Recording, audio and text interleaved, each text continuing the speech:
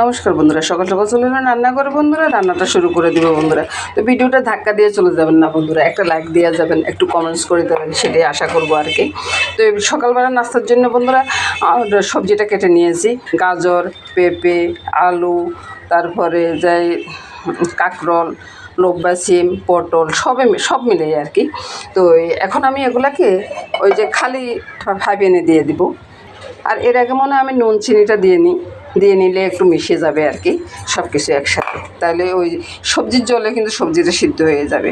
এই তো বন্ধুরা সব কিছু মিশিয়ে নিলাম, এবার পাইপেনে ঢুকিয়ে দেবো। তারপর বন্ধুরা ওই থালাটা দিয়ে একটু করে জল দিয়ে দেবো আর কি। এই যে সামান্য একটু জল দিয়ে দিলাম। এবার চুলার আঁচটা কমিয়ে ঢাকা দিয়ে রেখে দিব। আর এর ফাঁকে বন্ধুরা আমি ব্যায়ামটা সেরে আসি।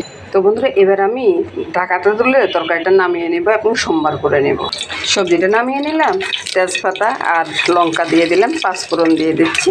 পাঁচফোড়নটা ফুটে উঠলে গ্রেট করে আদাটা দিয়ে, আদাটা যখন একটু ভাজা হয়ে গেছে তখন আমি সবজিটা ছেড়ে দেবো। সবগুলো সবজি দিয়ে দেবো। সবগুলো সবজি দেওয়া হয়ে গেছে, এবার নেড়ে চেড়ে রান্নাটা সেরে নেবো আর কি বন্ধুরা। এর সাথে কিন্তু পরোটার ডোটা হয়ে গেছে, পরোটার ডোটাকে ঢাকা দিয়ে রেখেছি বন্ধুরা। এবার বন্ধুরা সবজিটা রান্না হয়ে গেছে, এবার নামিয়ে নেব। এবার বন্ধুরা সবজি ভাজিটা নামানোর পরে দেখুন বন্ধুরা কত সুন্দর হয়েছে না সবজি ভাজিটা। আর এর সাথে সাথে বন্ধুরা আমি বলবো যে শুভ সকাল বন্ধুরা, নমস্কার বন্ধুরা। পরোটাগুলো গরম গরম করবো আর খাবো।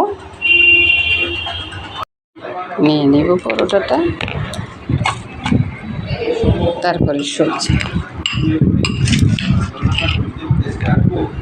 নমস্কার বন্ধুরা, চলে আসলাম রান্না করে। সকালটা শেষ হয়ে গেছে, এখন দুপুরেরটা রান্না করবো আর কি।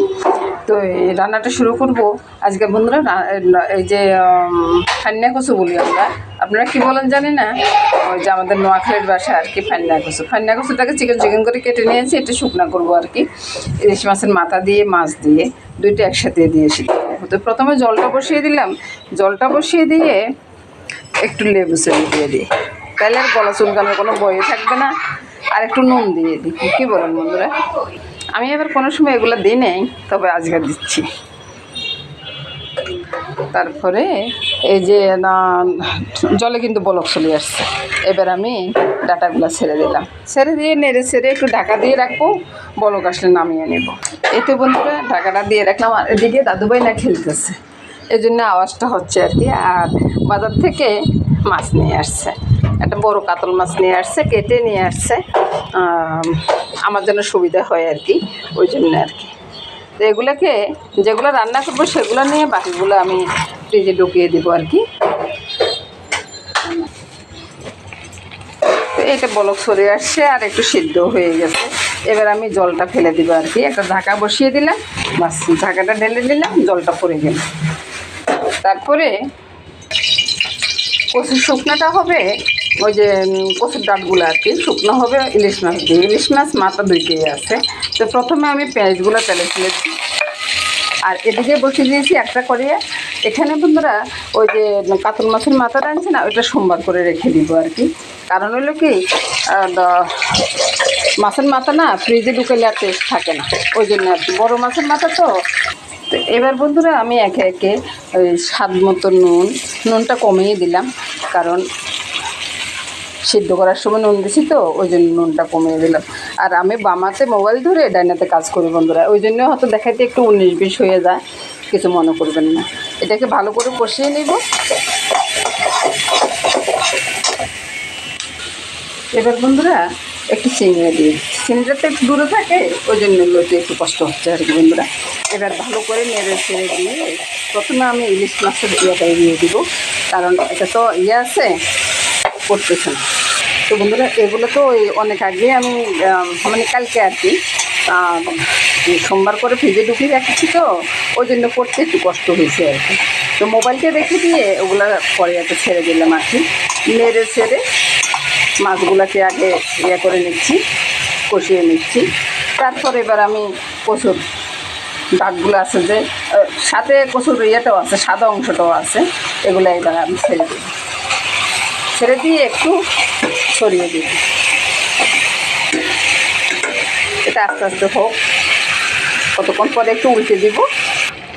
এই সময়টা আমি ঢাকা দিয়ে রেখেছিলাম।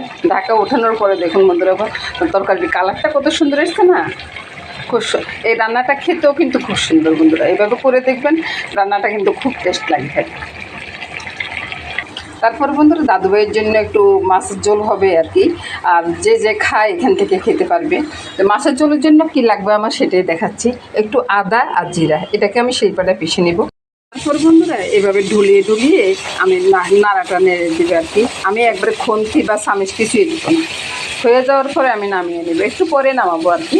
তো বন্ধুরা চতুর্দিকে কিন্তু তেল ছড়াচ্ছে, এবার আমি নামিয়ে নেব। তো বন্ধুরা রান্নাটা নামিয়ে নেবার পরে বন্ধুরা দেখুন বন্ধুরা, ফাঁকে ফাঁকে তেলটা ভাসতেছে। রান্নাটা কত টেস্টি হয়েছে বন্ধুরা। নমস্কার বন্ধুরা, এটা দিয়ে দুপুরবেলা খাওয়া হয়ে যাবে বন্ধুরা। শুভ দুপুর। মাছের ঝোলটা করে নিচ্ছি আর কি। ওই যে নুনটা দিয়ে দিলাম, হলুদ দিয়ে দিলাম স্বাদ মতো, এবার লঙ্কার গুঁড়াটা দিয়ে দিব, আর জিরা আর আদার বাটাতে তো আছে।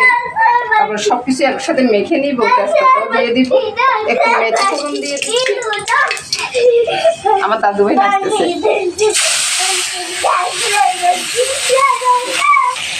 এবার আমি বন্ধুরা ঝোলটা দিয়ে দেব, চুলার আঁচটা কমিয়ে দেব।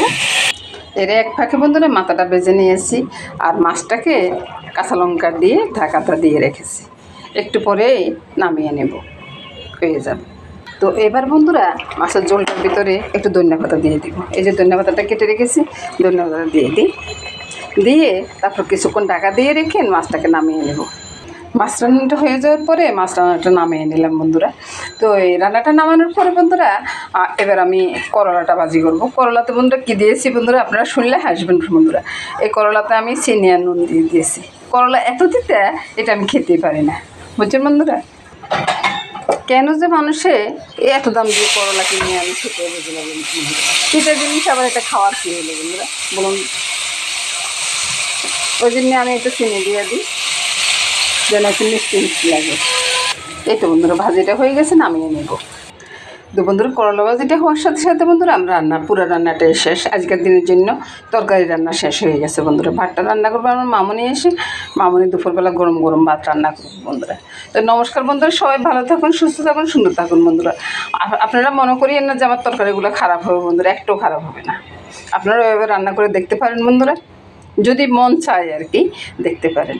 তো নমস্কার বন্ধুরা, সবাই ভালো থাকুন।